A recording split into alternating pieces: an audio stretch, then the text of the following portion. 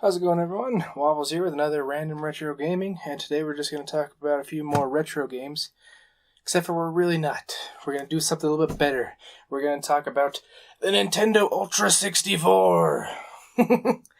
So what that is actually this one right here. You guys all have seen it. It's the Nintendo 64. But that was actually one of the concept names, the Nintendo Ultra 64. It was also Project Reality before they finally settled on the Nintendo 64. Alright, and that was just some of the names they were throwing around with it before they settled on the Nintendo 64. For you guys that don't know, the 64 in the Nintendo 64 stands for 64 bits, and that's what your graphics came out of. That thing could actually pump out some pretty good graphics, especially for the time that it came out. So now another cool fact about this thing that you might not know is this was the first gaming console to really push 3D games. So up until then, there was other consoles that could do 3D. They could. Like Star Fox, that was a 3D game. But what this guy right here did, they were just like, nope, we're not going to just say, oh, some of our games are 3D. We're going to say the majority of our library, what we are focusing on is 3D, open world, true 3D. So what I mean by true 3D is you actually have an open world experience. So when this was launched, there was two games that showed this off amazingly well. Pilotwings 64, Mario 64. These were actually the only two games that launched with the system. Now in Japan, they did have a shogi game that launched with it as well, but that never came to America, and it's...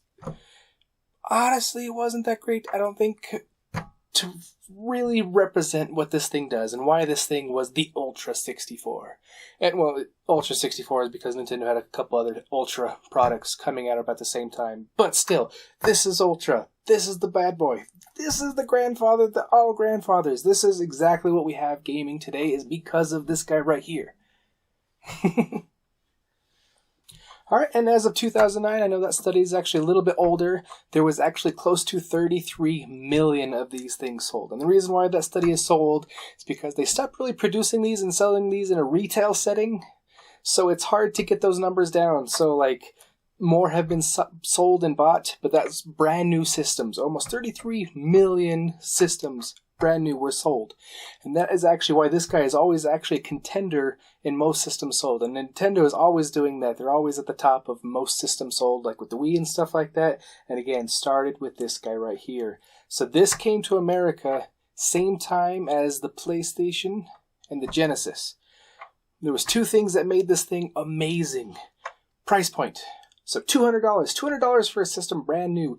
I know, like, back in the day, you know, with inflation and stuff like that, or I guess deflate, I don't know, whatever you want to call it, $200 was worth a lot more. But the PlayStation was also going for $400 and $500. Same with the Sega. So this was cheaper. This was cheaper by like half.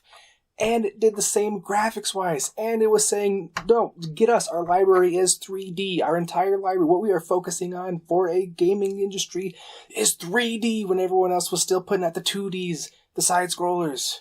And this guy was just like, nope, we're not doing that. What we're going to do right now is we're going to give you two games at launch, and we're going to give you true 3D experience. Everything's about it is 3D. We're not going to mess around. We're going to show you the capability of 64 bits and 3D at the same time. Alright, and with this actually selling close to 33 million in the US, this actually did not perform super well in the Japanese market, which is kind of funny. Nintendo being the Japanese brand, and it always seems to do really good, especially over in Japan. But one thing that the PlayStation had and the Sega had that this sadly did not, and it was just kind of a marketing thing, is they did not have lots of RPGs for this.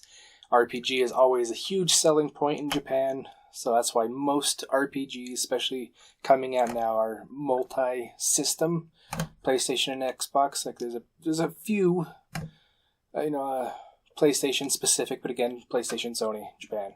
So this did not perform super well in Japan because of that. Basically, that's like the main factor for it. So this actually, at the same 2009 statistic, only sold about 5.5, close to 6 million copies. So 5 times as much was sold in the US just because they did not have a really good RPG market. Another reason why this is the grandfather of all gaming consoles is because of this, the infamous 64 controller with the weirdest shape of all time. I don't know what Nintendo was thinking when they came up with this, but yeah. So why this thing is so important to today, especially for gaming today, this little guy right here. So this was the very first to have an analog stick. So it still has the D-pad, has all your stuff right here. The Z controller, again, this is another big one right here.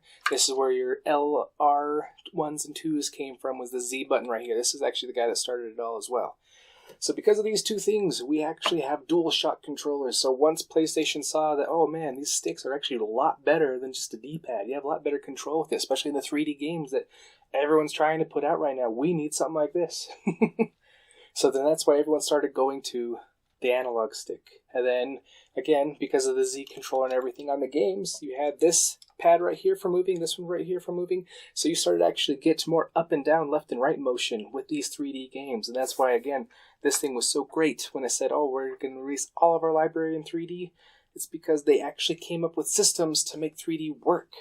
And that is, like, amazing. That is why everything today works. It's like Call of Duty and stuff like that. We have the two analog sticks you can look up and around, started with this controller, this system. Amazing, right? But there was actually one thing, and if you're as old as me, you grew up with this system, or you've read about it at all, this also has a dark side. See, this doesn't have any rubber, so all the analog sticks now have rubber coating and stuff like that. This didn't. This is just hard plastic. This is one solid piece all the way through. And why that is bad? Mario Party. Mario Party has many games where you have to roll the stick as fast as you can. You can try to do it with your thumb. Your thumb can't do it, so you'd have to use your hand and really go at it. That sounds a little dirty. But because it's hard plastic, me, like many other people, wore a blister and eventually small holes and bleeding into our hand, which actually caused a lawsuit. So when Mario Party was still putting out games after the lawsuit, you actually had to buy it with a glove. Well, they sold it with a glove, and it was a Nintendo glove. It's actually kind of a collector's item now because it wasn't a lot.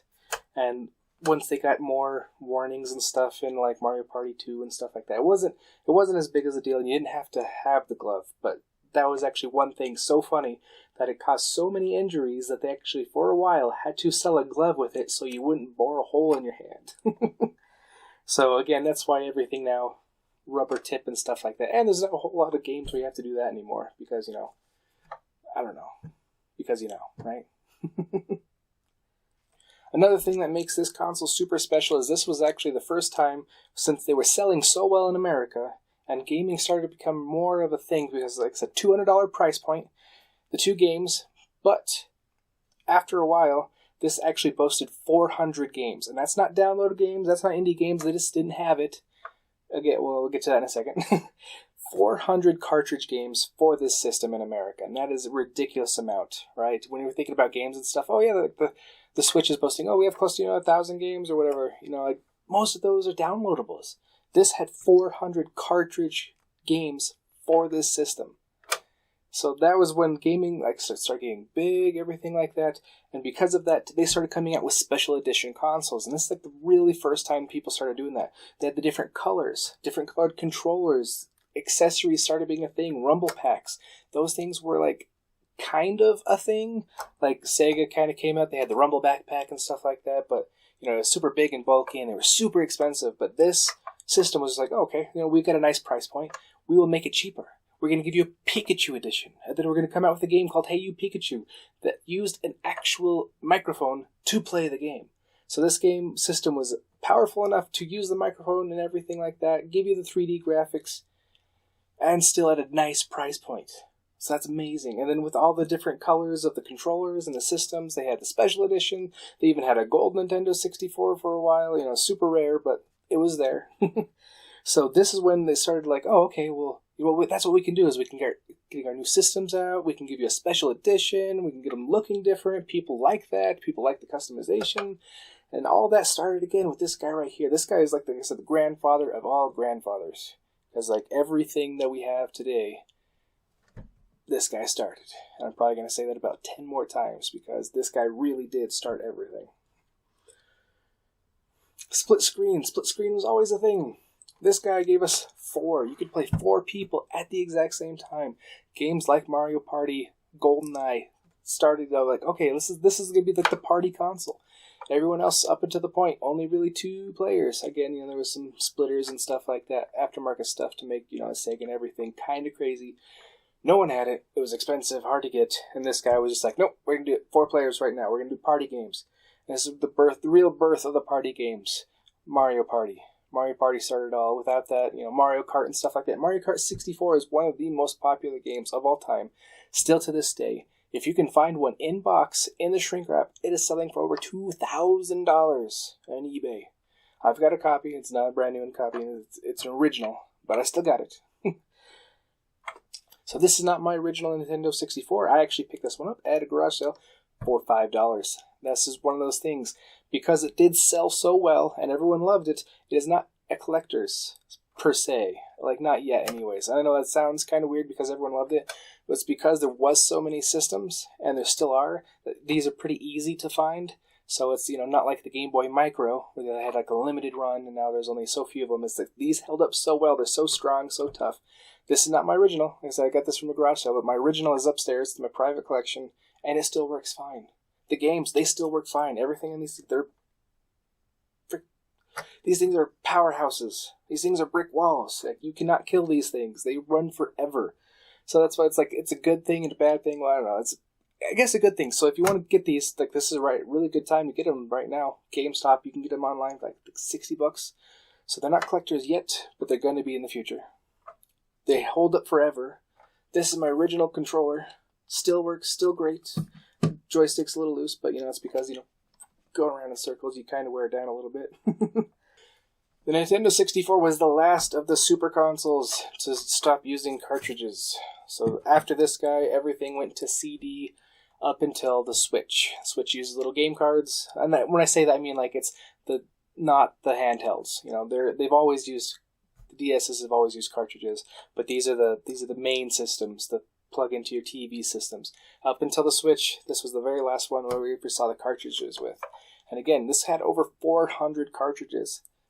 That is so many games. The competitors, the PlayStation, the Genesis, they had a hard time keeping their discs and everything up with the cartridges. And these things were so great and advanced, that's actually kind of how the Switch is games. Like, again, this is all coming back to this guy being the grandfather.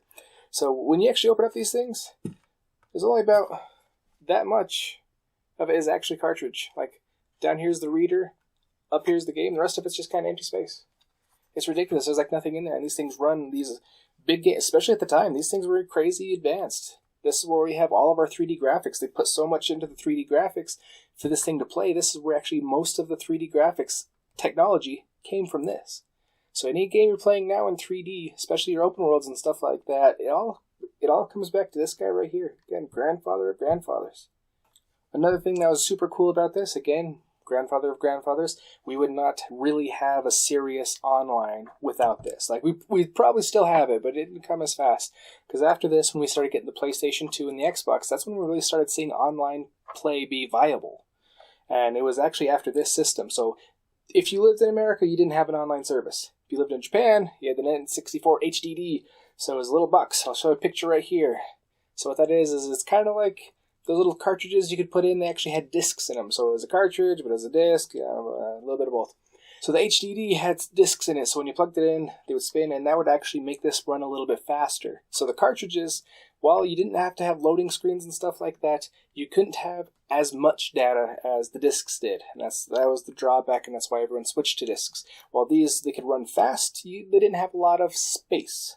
But with the HDD, what it was is you could play online.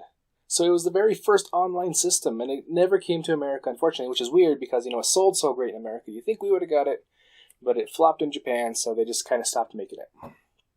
So it had the little box and everything, hooked it up, and hooked up to the internet. Very first system that could hook up to the internet, and you could download games. You could download the demos of a game, and you could download the original game. And it would actually fit on your hard drive space and stuff like that. And that's why I said, 400 cartridges, but a lot more you could actually get on the system, and you could actually have a hard drive. And it was the first real online system. You could play Mario Kart online against people. So it was the really first good thing for an online system. So that's just amazing. Again, everything comes back to the grandfather of grandfathers. You wouldn't have Call of Duty Online. Well, you probably would. But it would have been a lot later if it wasn't for this guy right here.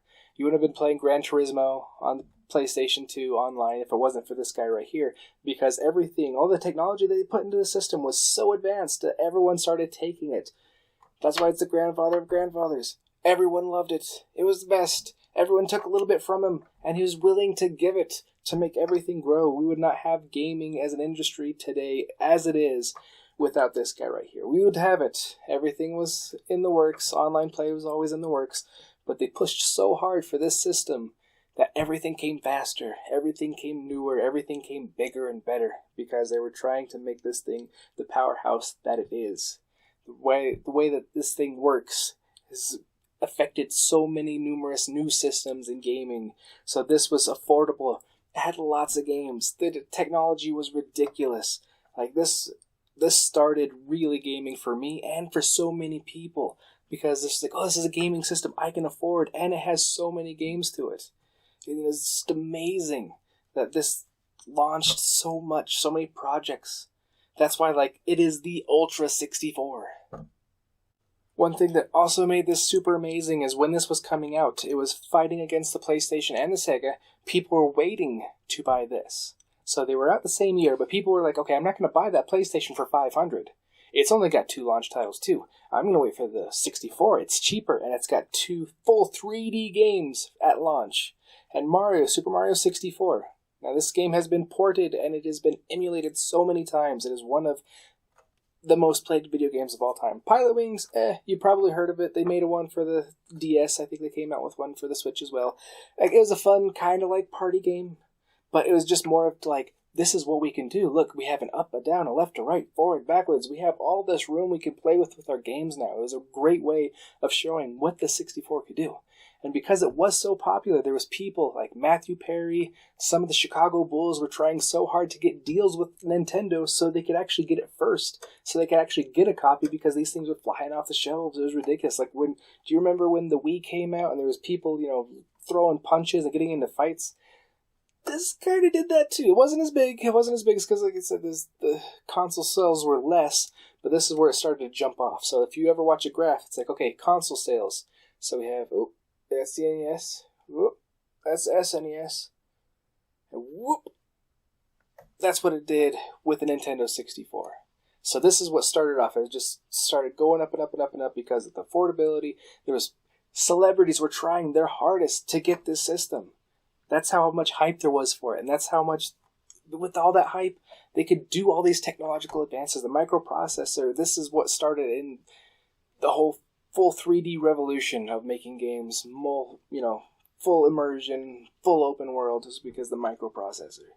That was so intense because they got all this hype. They had the money, they had the ability, and they did it. And they did it well. This system was in such high demand that Steven Spielberg actually tried to get one of these before the launch date. And this was, when he was at his hype as well, with the Jurassic Park and stuff like that coming out. Like, he was the man, and he was trying to get this as well because he actually saw the technological amazing as what this was with the 3D graphics and stuff like that. He tried his hardest to get one of these machines. Thank you for checking out another one of my videos. If you're interested in any more, I've got a couple lined up right here. And if you haven't yet, click the icon in the center to subscribe to my channel. And remember, have fun out there.